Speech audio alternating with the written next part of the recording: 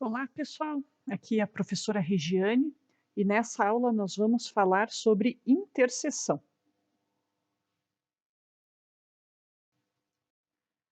A aula está dividida segundo esse roteiro.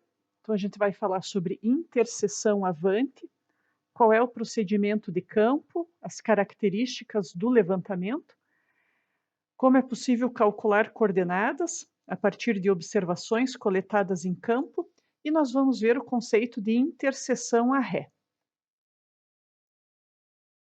A interseção, ela é um método de levantamento topográfico planimétrico, ou seja, através do levantamento por interseção, nós conseguimos determinar coordenadas planimétricas ou horizontais, x e y, ou norte e este, de pontos de interesse em campo. Então, a interseção, junto com a irradiação e a poligonação, que vocês já viram, compõem os métodos de levantamento topográfico planimétrico. Nós vamos primeiro falar sobre a interseção avante. Então, nesse método de levantamento, o nosso objetivo é determinar a coordenada de um ponto a partir de observações angulares feitas sobre dois pontos de coordenadas conhecidas. Então, eu conheço as coordenadas do ponto A, conheço as coordenadas do ponto B, e a partir de medidas angulares, né, a obtenção do ângulo alfa e beta, eu quero calcular as coordenadas x e y do ponto C.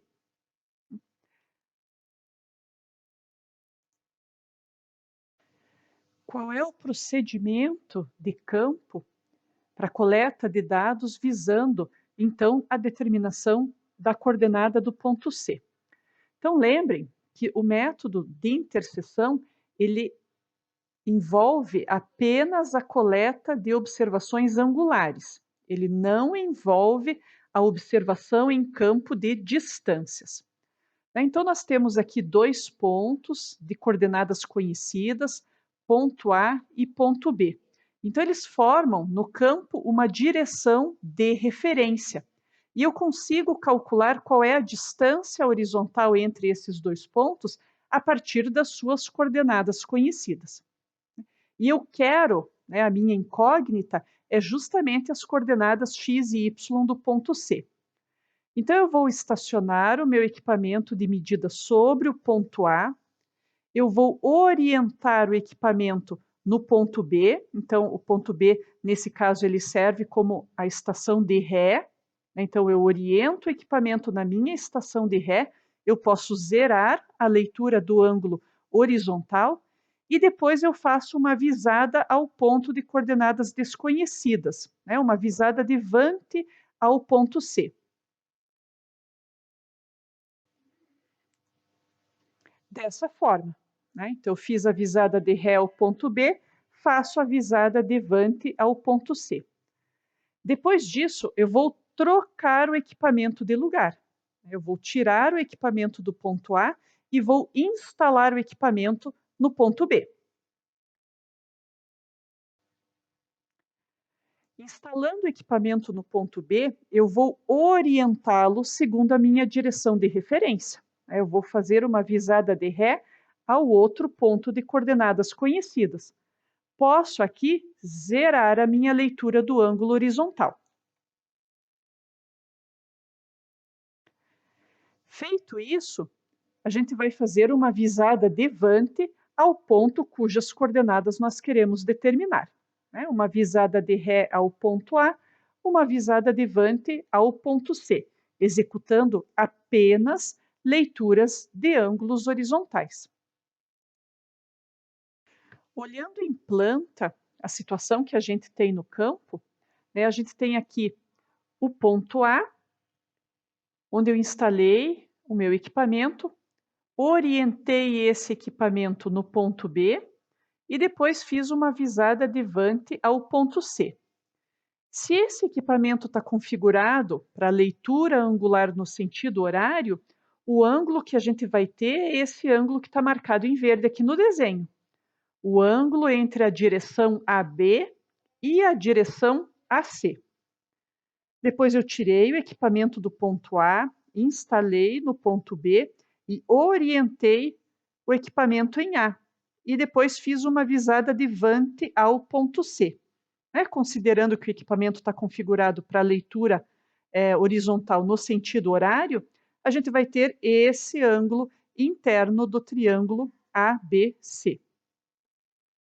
O que a gente precisa para resolver ou para calcular as coordenadas do ponto C são os ângulos internos desse triângulo ABC e as coordenadas DA e DB.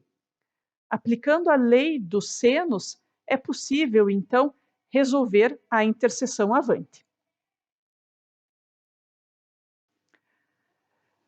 Quais são as aplicações práticas desse método de levantamento topográfico? Então, dois exemplos apresentados aqui. Quando o ponto C é de difícil acesso, eu não consigo medir a distância de B para C ou de A para C, mas eu consigo medir a direção horizontal. Então, nessa situação, eu posso aplicar a interseção avante. Uma outra aplicação da interseção avante é quando a gente faz levantamento batimétrico, ou seja, o ponto C ele é um ponto onde a gente consegue medir a profundidade de uma área que está coberta de água. Isso pode ser um lago, o reservatório de uma hidrelétrica, um rio ou o próprio mar. Quando a gente mede a profundidade no ponto C, essa profundidade só faz sentido se a gente conhece a posição horizontal a qual essa profundidade está relacionada. Então, antes do advento do GPS, a interseção avante era muito utilizada nos levantamentos batimétricos. A característica da interseção avante no levantamento batimétrico é que, como o barco está em movimento, eu preciso fazer a visada a partir de A e a partir de B ao ponto C de forma simultânea. Dessa forma, eu preciso de dois equipamentos instalados em campo. Um equipamento em A, um equipamento em B, os dois observando a direção ao ponto C de forma simultânea. É claro que hoje em dia esse levantamento batimétrico ganhou bastante agilidade com o uso do GPS para a determinação da posição da embarcação. Vamos ver um exemplo, então, de cálculo de coordenadas. Então, nesse exercício, a gente conhece as coordenadas do ponto A, XA, YA, isso aqui é uma vista em planta, A gente conhece XA, YA, conhece XB, YB, a gente mede em campo o ângulo alfa e o ângulo beta, os dois, aqui no caso do desenho, já representam os ângulos internos do triângulo ABC, e a gente quer calcular as coordenadas do ponto C. Então, são dadas as coordenadas do ponto A e do ponto B, e são obtidos em campo tanto o ângulo alfa quanto o ângulo beta. É claro que, se eu tivesse em campo em A observado o ângulo externo, 360 menos o ângulo externo, resulta no ângulo interno do triângulo. Então, eu medi em campo o ângulo alfa, e o ângulo beta. Então, a gente pode seguir uma receita de bolo para o cálculo das coordenadas de C. Então, a primeira coisa que a gente tem que fazer é calcular a distância entre os pontos A e B. Essa distância C minúsculo que aparece aqui na figura. E essa distância horizontal entre A e B, ela é calculada como função das coordenadas x e y dos dois pontos. Então, a gente sabe que a distância entre os dois pontos é a diferença das coordenadas x ao quadrado mais a diferença das coordenadas y ao quadrado. E aí eu tiro a raiz disso. Então, a gente vai substituir os valores das coordenadas na fórmula da distância e, resolvendo essa equação, a gente chega numa distância entre A e B de 639,64 metros. A próxima etapa do cálculo é calcular o terceiro ângulo interno desse triângulo ABC. A gente sabe que a soma dos ângulos internos de um triângulo é 180 graus, a gente conhece alfa e beta, esse ângulo gama é fácil de ser calculado. Então, alfa mais beta mais gama, 180 graus, substituindo os valores de alfa e beta que foram mensurados em campo, a gente chega num valor do ângulo gama de 88 graus, 4 minutos e 27 segundos. Conhecidos os três ângulos internos do triângulo ABC, a próxima etapa de cálculo envolve o cálculo dos comprimentos AC, que eu chamei de B, minúsculo aqui na figura, e BC, que eu chamei de A minúsculo aqui na figura. O cálculo dos comprimentos A e B, ele é dado através da lei dos senos. Então, a lei dos senos, né, diz que o comprimento A, né, sobre o seno do ângulo oposto, né, o seno de alfa, é igual ao comprimento B sobre seno de beta, que é igual ao comprimento C, aqui embaixo, sobre seno de gama.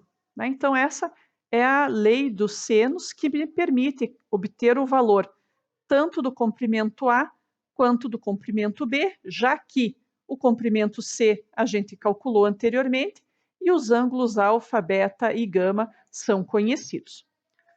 Então, a gente pode isolar aqui primeiro o comprimento A, né, e ele é calculado, então, como função do comprimento C, que é conhecido, alfa e gama.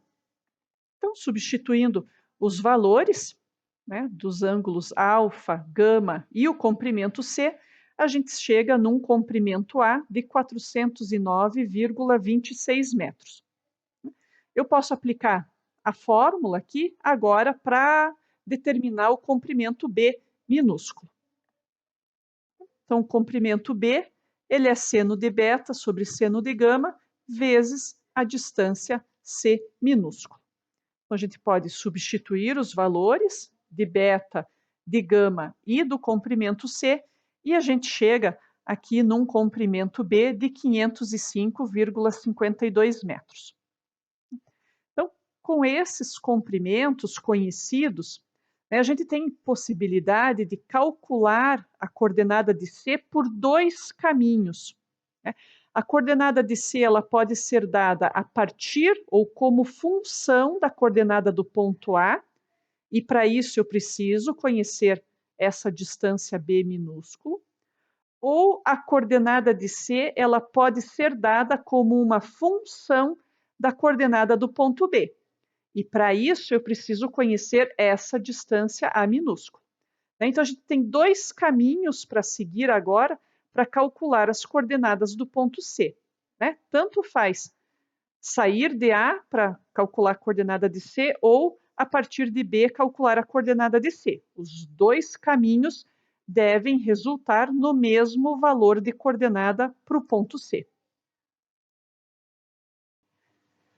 Para a gente calcular as coordenadas do ponto C, né, além das coordenadas de A, por exemplo, e do comprimento AC, a gente também precisa conhecer o azimute dessa direção, o azimute da direção AC.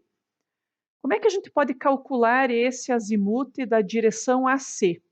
Então, a gente pode, em primeiro lugar, calcular o azimute da minha direção de referência, ou seja, calcular o azimute da direção AB.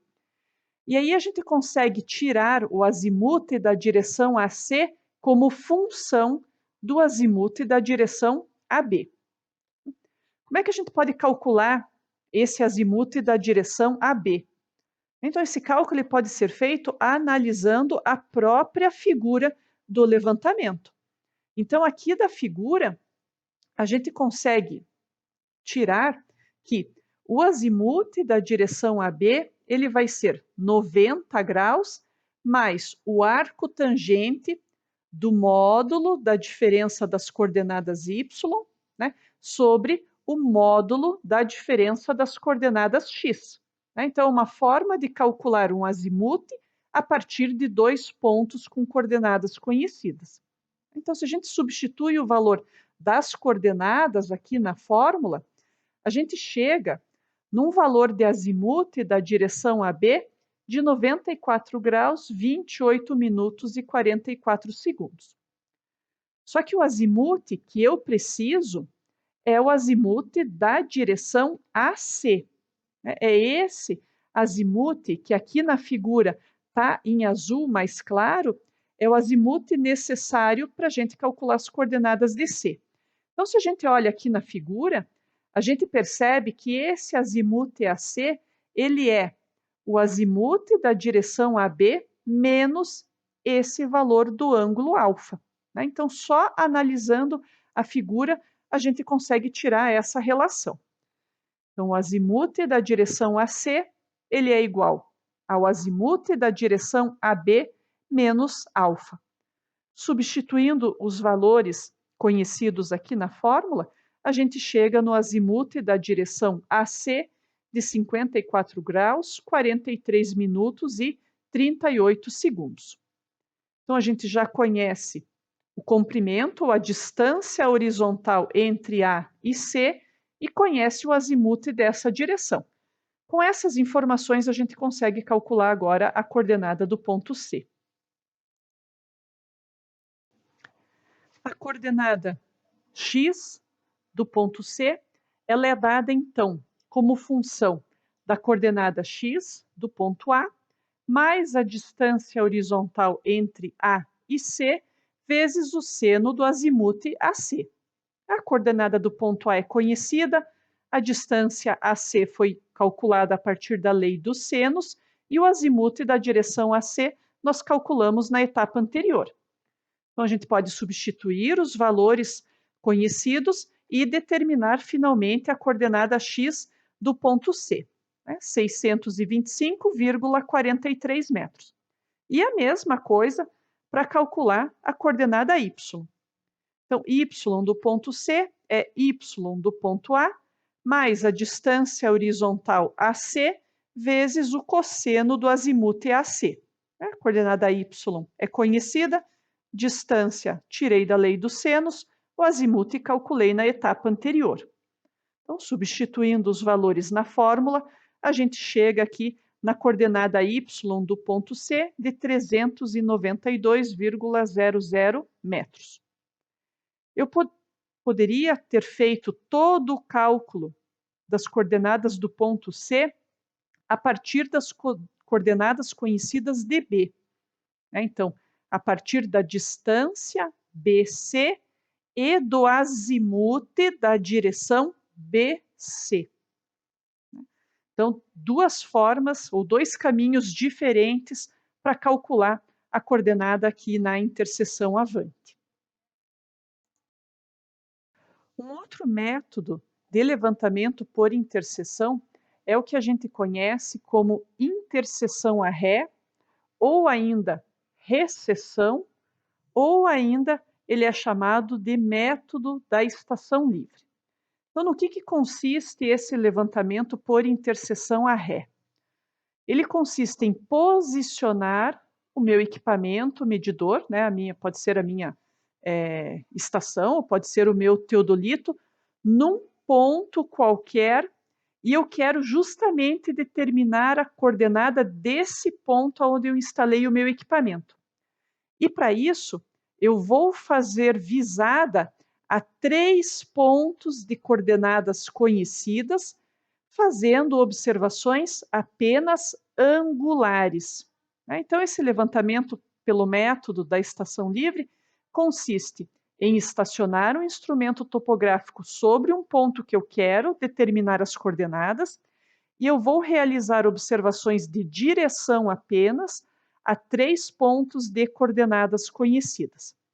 Então, as coordenadas do ponto onde o meu equipamento está instalado, nesse caso aqui da figura XE e YE, elas vão ser determinadas sem a necessidade de medida de distância entre os pontos. Então, apenas eu vou medir direções a 3 pontos cujas coordenadas eu já conheço. Os métodos para cálculo da coordenada do ponto, né, incógnito aqui, são vários, né? Então, tem método de Cassini, a fórmula de Thienstra, problema de Potenow, só que esses métodos de cálculo de coordenadas, eles não vão ser abordados aqui na disciplina de topografia. Mas esse método da estação livre, ele é um método muito empregado nos levantamentos de campo, porque ele é um método extremamente viável para que a gente faça levantamento de detalhes que estão em locais de difícil acesso, ou seja, a partir da minha poligonal, que tem coordenadas conhecidas, eu não tenho visada aos detalhes que eu preciso levantar, então eu posso instalar o equipamento numa determinada posição, determinar as coordenadas dessa posição por interseção a ré, e a partir desse ponto, que terá então coordenadas conhecidas, levantar os meus detalhes de interesse. Esse método também é muito utilizado na locação de obras, quando a gente precisa marcar a posição de pontos numa obra, e ele também é muito utilizado em levantamentos com a finalidade de monitoramento de estruturas, por exemplo. Eu tenho que determinar a posição de um ponto, esse ponto está localizado num prédio ou numa barragem, e eu preciso monitorar se esse ponto está sofrendo deslocamento ao longo do tempo, só que esse ponto ele não é visível a partir dos meus pontos de coordenadas conhecidas, né? Ou não é possível a observação desse ponto a partir desses pontos de coordenadas conhecidas. Então, eu posso utilizar o método da estação livre para determinar a posição do meu equipamento de medida e, a partir desse ponto, fazer o monitoramento dos pontos engastados na estrutura. Essas são as referências utilizadas para a aula de hoje. E é isso, né? Qualquer dúvida, vocês podem entrar em contato com o professor da disciplina de vocês ou com qualquer professor da equipe do departamento de geomática. Até mais, pessoal!